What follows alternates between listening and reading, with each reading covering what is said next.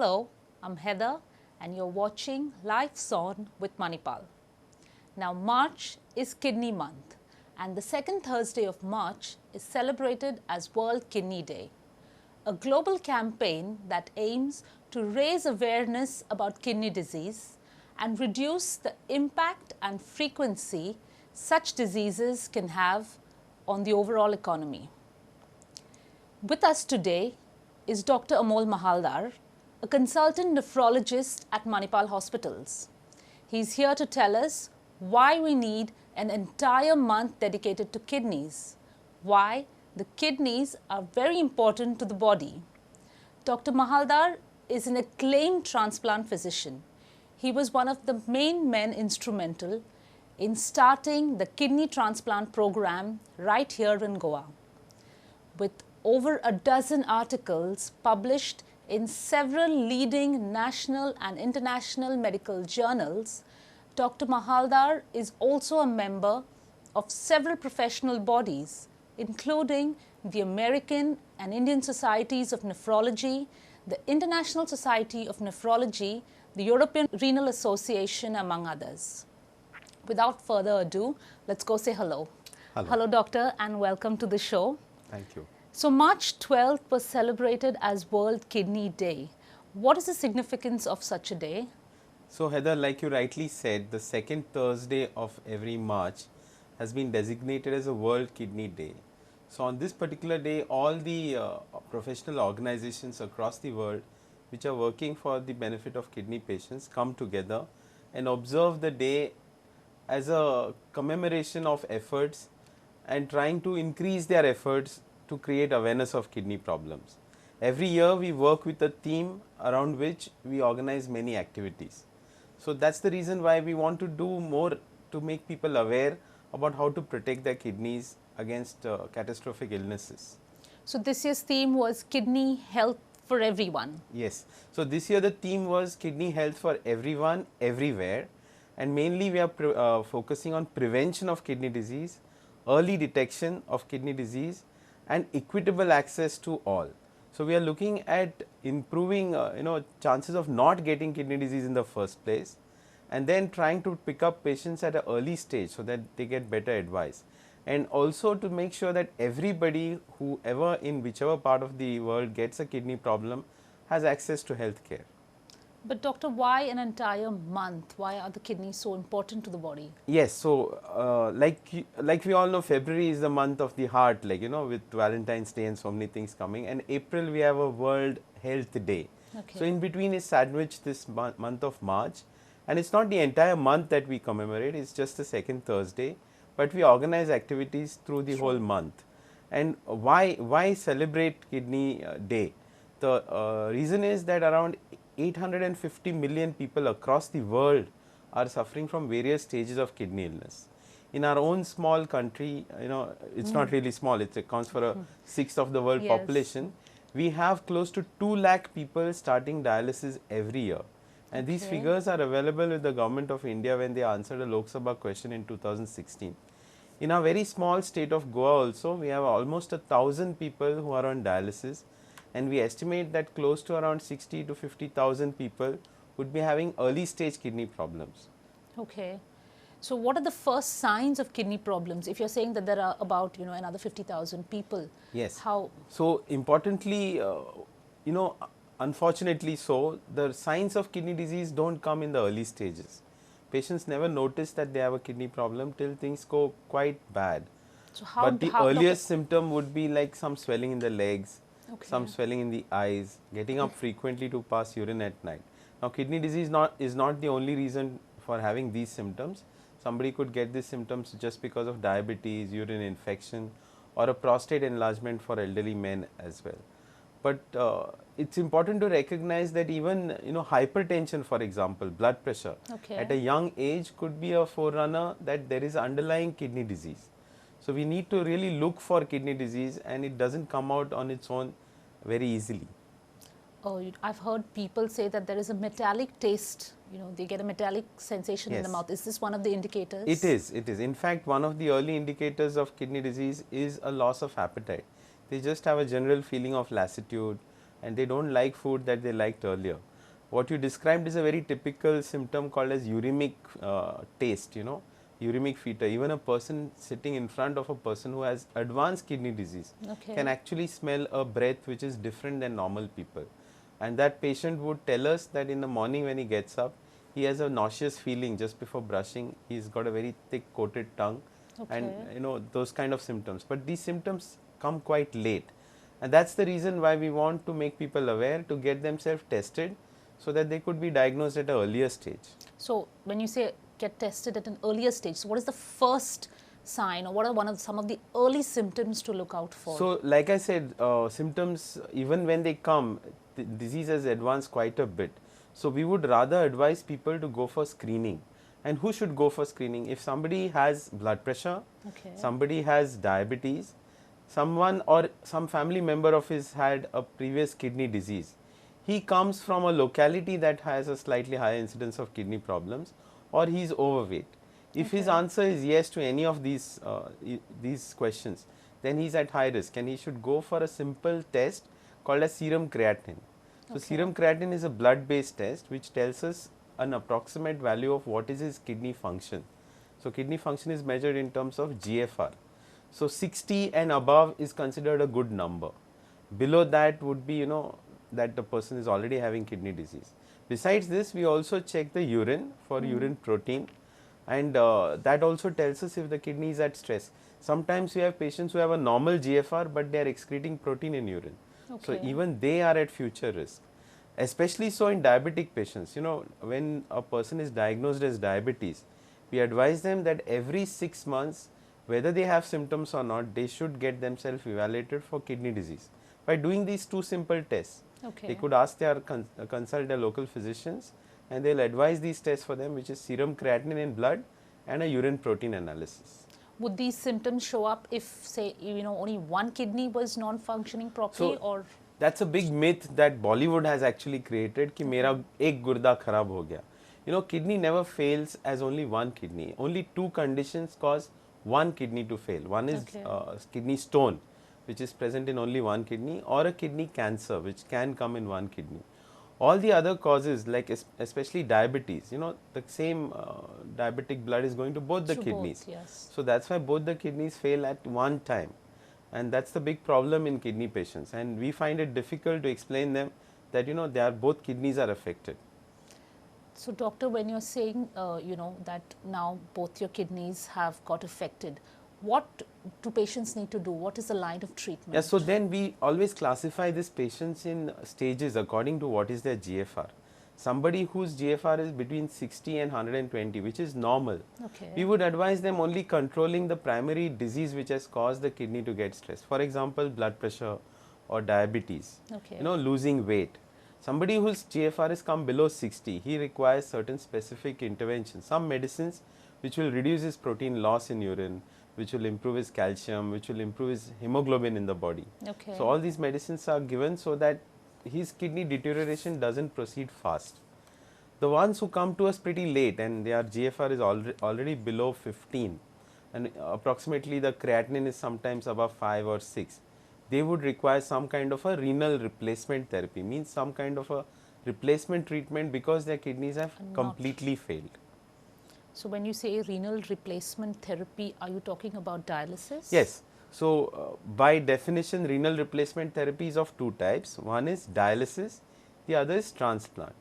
So in dialysis, we are trying to clean the person's blood using some kind of a mechanism. So we have two approaches to this. In one approach, what we do is we take the patient's blood and run it through a filter in a machine. So basically, you're doing the job what the kidney would have done. And then we return this blood, and this process takes around 4 hours. In this process, the patient has to come to the hospital every second day. So it's almost 3 times a week for the remainder of his life. And he has to keep coming back for this dialysis because he is now, his own kidneys have failed. Many times patients have asked us, whether it becomes a habit. It's not a habit, it's a life-saving treatment. Because their God-given kidneys have failed and the function is below 10%, so we are trying to supplement this function by artificial dialysis. Many patients choose to not do the dialysis in the hospital because it affects their daily life. Okay. And then we give them the option of what is called as peritoneal dialysis or home dialysis. Here there is no machine involved, so we use the natural peritoneal membrane in the body. stomach. Yes. So we insert a plastic tube and we teach the patient to do the dialysis at home. This has several advantages because they don't have to now travel to the hospital. They don't have to depend on a schedule given by the hospital staff. Okay. And they can be more flexible with their life. But is it just as effective? It is just as effective. It's just a question of lifestyle. So some patients choose to be on peritoneal dialysis. Some patients choose to be on hemodialysis. 2 years back, we had this theme of 1 glass of water. Okay. So, keeping a water alarm sometimes helps you to remind yourself that, you have to stay hydrated. I think even schools now have started Yes, they have a incorporating water bell. alarm. Yes. Is this because of the same reason? Are we seeing increased incidences in India? There is an increase in incidence.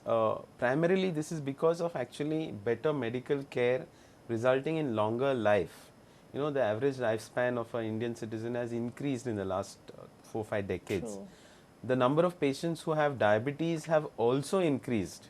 Okay. So all this has contributed to increased number of kidney patients, and that's why we are seeing large number of patients. There isn't an epidemic as such. There isn't something that is causing kidney disease. It's just that the number of patients have increased because of the diabetes and westernized lifestyle. But doctor, now I know of a couple of friends who are in their early 30s and they are undergoing dialysis. So would this be because of a lifestyle disorder or? Yeah, so not all kidney diseases are lifestyle disorders. If you look at a group of patients, almost 60% patients are because of diabetes that they get kidney problems. Another 10 or 20% are because of hypertension. This is the main group of lifestyle disorders. But especially younger people, when you said 30-year-old people, they sometimes have some other congenital problems. They have something called as a cystic disease in the kidney. Some of them have had some childhood urine infections or a vesicurettic reflux. And there's another particular type of kidney illness called as glomerulonephritis, which is some type of a reaction within the kidney which causes destruction of the kidney parenchyma. So that also causes kidney failure. Are children also susceptible to kidney disease? Yes, children are susceptible to kidney disease. In fact, we even see kidney failure in children. Many times, like I said, it's because of some kind of anatomical defect. But they have another peculiar problem called as a nephrotic syndrome, which is not, is easier to treat, and they don't have to be on dialysis or anything. Simple medicines can decrease that protein loss, which is causing them to have the nephrotic syndrome. Only thing, the parents have to be counseled that they will need to be persistent with the medicines and take the treatment carefully and regularly. Okay. Doctor, you also said that so there are certain areas which show increased incidences. It's locally what do you say, like Konkani, for example, right here in Goa. Yes. We have a lot of cases of kidney disease coming from Konkani. Would this be area, why is it so area specific? So this is not just seen in Goa, it's seen across India. There are certain parts of India where there is slightly higher incidence of kidney problems than the other areas. It happens in parts of Andhra Pradesh, in parts of Karnataka, some places in Punjab as well. Now, and not just in India, it's there in Sri Lanka, Caribbean islands, parts of Europe as well, called as the Balkan area. So nobody knows why this happens. There has been a lot of effort from a lot of governments and lot of agencies to try and unearth the cause. And people have spent lots and lots of money on trying to find out what is the cause of this. But professional organizations, especially that I am part of, like the International Society of Nephrology, has come to a conclusion that we should rather concentrate efforts on finding patients and diagnosing them early. So that's part of this year's theme, early detection. So if you detect a patient in these areas who has a kidney problem, you could offer him counseling in terms of diet and lifestyle and make sure that he doesn't progress. He or she has a longer life with whatever remaining kidney function is there. Again, if you ask me what is the cause, there is a hypothesis that there is some kind of a genetic predisposition in these areas, but there is also another environmental factor. So we call it a two-hit hypothesis, that there is a genetic problem and then there is some environmental factor like something in the environment, water, food, which is causing the problem. So rather, what you're trying to say is, rather than putting money into figuring out why, we need to see what we can do about it. Exactly. So I believe you all are having a camp. You having Yes, so at Manipal Hospital, we've had a host of activities around this kidney month. On the World Kidney Day, we have launched a kidney package, which basically aims at the, like I said, the screening. People who early don't detection. know that they have a problem can come to the hospital and they can avail a facility where we could do their urine examination, creatinine estimation, do their blood sugar and tell them what is their risk of kidney problem. Not just that, because the kidney days says that equitable access to all, and access is a big problem in remote parts of the country such as Konkani. So we plan to go to Konkani and organize a big camp and try and offer this same kind of a screening surveillance to Konkani population, especially the school children. Okay, and hopefully catch it early. Yes, so inculcating good habits in children is a good idea. Like William Wordsworth has said, child is the father of man. Yes. You know, they are the future citizens and they can carry on good habits which will go a long way in nation building. Doctor, you spoke a little bit earlier about kidney stones. Are these precursors to kidney disease? Yes, so kidney stones also account for around 10 to 15% of kidney failure problems. Stones happen, you know, you must have seen in Goa, there's salt pans, you know, Yes. yes, in North. Right. So the salt pan philosophy is that if you block water and allow it to evaporate, the salt concentrates, forms crystals, and then that's how you form salt. So the same way, actually, if we don't take enough water in our body, then in the urine the salt concentrate and forms stones, and that's how the kidney stones are formed. So the simple way to prevent it would be to increase the water intake or to reduce the salt intake. If these stones are left untreated and if they cause a block in the kidney system, over a period of time the kidneys get damaged and it can result into complete kidney failure as well. You also said something about urine infections in early life. Yes. Are these also? Yeah, so urine infections, especially in women, cause recurrent urine infections is a big problem. It causes a lot of distress and, you know, a loss of productivity for the women. But also there is a peculiar problem called as reflux nephropathy, in which the kidney system is damaged and there is recurrent urine infection which destroys the kidney over a period of time. Okay. Both kidneys become small, and in adult life, especially when they are pregnant, we notice that their hypertension comes. You know, blood pressure increases, they get swelling in the legs, and then they could even get kidney failure.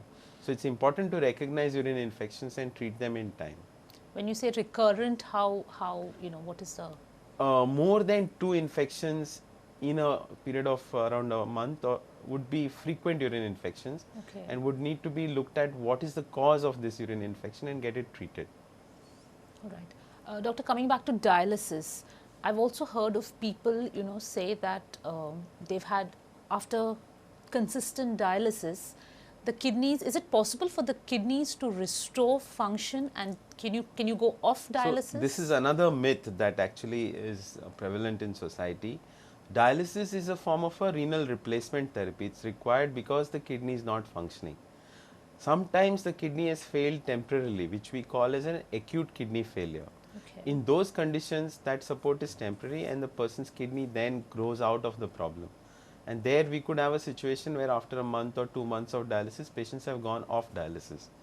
When we are talking about chronic kidney disease, both the kidneys have completely failed, and if we do imaging, then they've also become very small.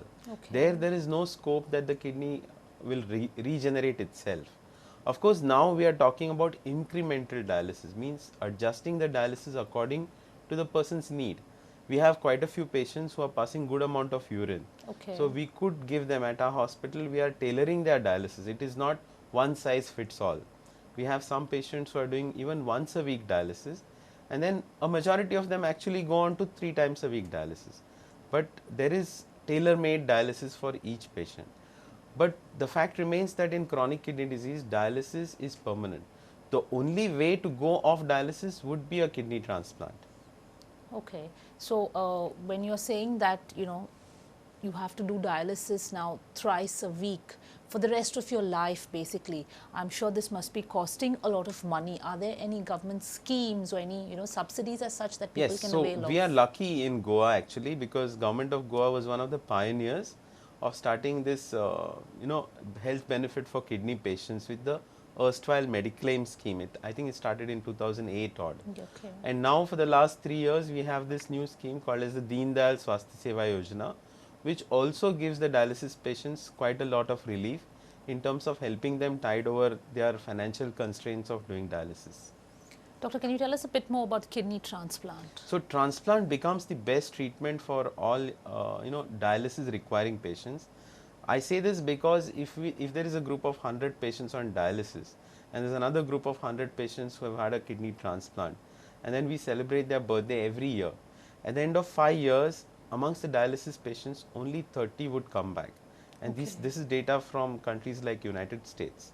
Whereas the ones who have been transplanted, almost 70 to 80 people would come back. So it increases your Yes, life so expectancy. survival is much better on transplant than on dialysis, whereas the cost of doing the two treatments is almost the same at the end of around 1 or 2 years. But So I think a lot of people, you know, who are on dialysis, the problem is the availability of a donor kidney. So the bigger problem in transplant is not the cost, it is the donor kidney, yes. because kidneys have to come from another human being. They cannot be grown in the lab. They are not available, unlike blood, Synthetic, in a yes. bank, So the donor becomes the important factor there. And according to the laws in India, the only reason to donate somebody a kidney is out of simple love. You cannot be donating cannot sell. kidneys for exchange of money, favor, or anything else. So that's why within a family, it is either a family member or your very close friend or spouse who would come forward and donate the kidney. That person has to be between 18 and 65 years of age, Okay. and has to be the same group or O group. So, and problem in a state like Goa is that we are having nuclear families. True. And lesser number of siblings. Parents are much older than when a young person is having kidney failure.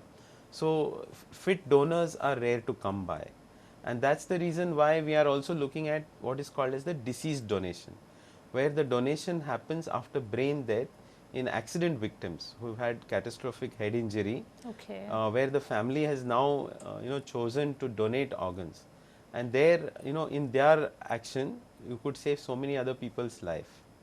I believe there are also cases of where, you know, you swap a kidney with the family of another. Yes, that's true, because what happens sometimes is the blood groups don't match within the same family, but blood group of this donor could match the recipient of the other family, and the donor from that family could match the recipient of this family.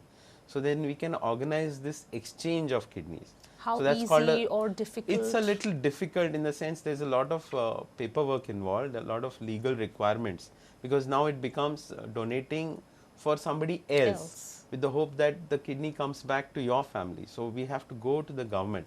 The government has a procedure in place which is called as the authorization committee, which is headed by the state health secretary, and he has a panel of around 16 people who advise him.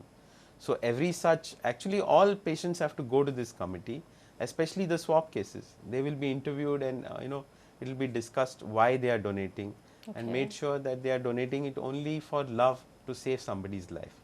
Is there a data bank for that, or it's part of the same registry? So there is no swap registry as such right now available, but individual hospitals, including our hospital, we are keeping data of who are the patients who are not getting kidney because of blood group.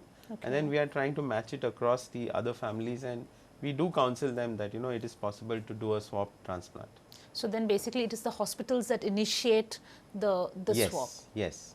In fact, in our hospital, it is shortly going to be possible to do what is called as a ABO incompatible transplant also, because our hospital is having a very good lab, and we are able to do some therapy which is called as plasmapheresis, in which we can remove the antibodies against blood groups. So that it does not fight. Yes, so it doesn't fight. So then we could also be in a position to do ABO incompatible transplants very soon.